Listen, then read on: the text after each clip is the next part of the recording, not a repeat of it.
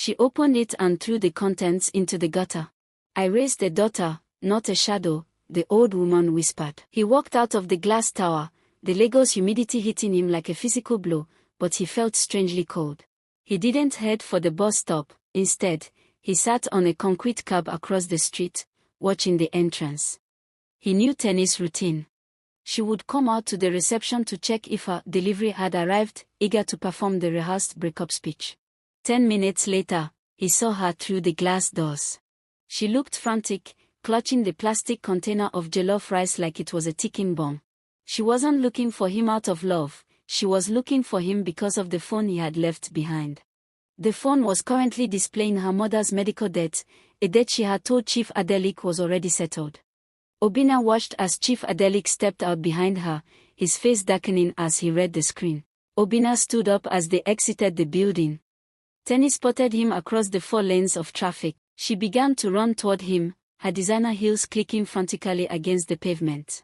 "Obinna! Wait! The phone, the records, don't do this," she screamed over the roar of the yellow taxi.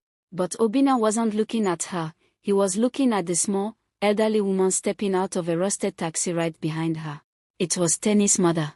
Obinna had used his last bit of airtime to call her, telling her Teni had a surprise for her at the office. The woman looked at her daughter, clad in gold and silk, and then at the man standing beside her, Chief Adelik.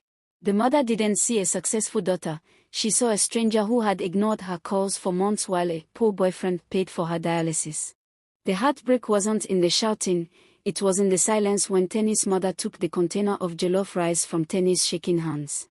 She opened it and threw the contents into the gutter. "I raised a daughter, not a shadow," the old woman whispered. Chief Adelik, disgusted by the low-class drama and the revelation of Teni's debts, simply turned around and walked back into the tower. Obinna turned his back on the scene. He had achieved his goal, he had fed her the truth, and it had choked her.